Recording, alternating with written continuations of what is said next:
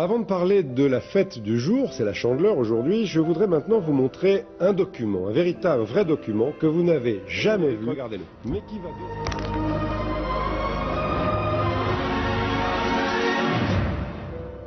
Voilà, ce nouveau générique que vous découvrirez ce soir, on vous l'a montré en exclusivité avec Bruno Mazur pour annoncer son journal. Et dans le nouveau générique, un nouveau logo, il est bleu, blanc, rouge, ce sera notre nouveau sigle à partir de ce soir.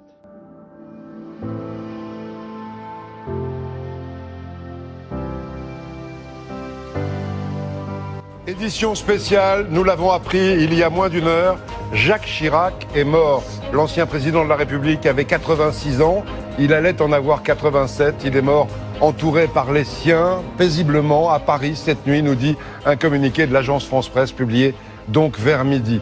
Édition spéciale pour rester avec vous tout au long de la matinée de cette mi-journée pour évoquer cette immense carrière de l'ancien président. Il a été presque 12 ans président de la République.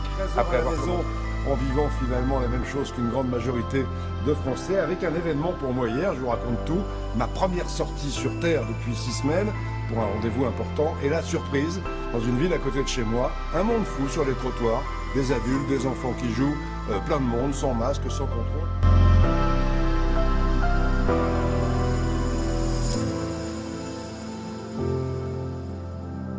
Je m'y prépare depuis des mois et pourtant j'ai du mal à garder la tête froide.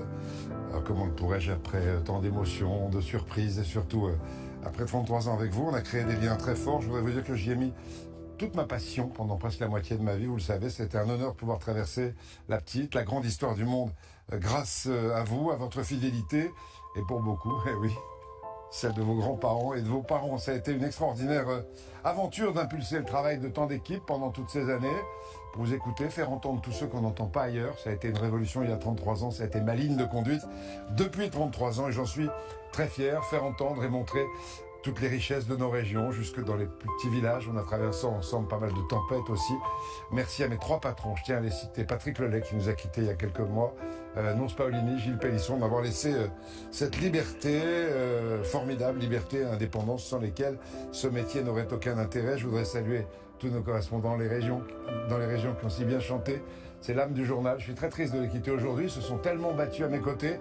Merci aux journalistes, aux techniciens, aux assistantes qui m'ont entouré ici avec beaucoup de talent pour construire un journal tous les matins. On a formé la famille du 13h pendant 30 ans. Alors il y a un élément de la famille qui s'en va et tout le reste de la famille qui va continuer à travailler avec Marie-Sophie. Donc j'arrête. Avouez qu'à mon âge, on peut avoir envie d'un autre rythme. J'ai une pensée pour ma femme qui était là tout à l'heure, pour ma mère qui pendant 30 ans n'a jamais manqué. Et voilà, et je craque.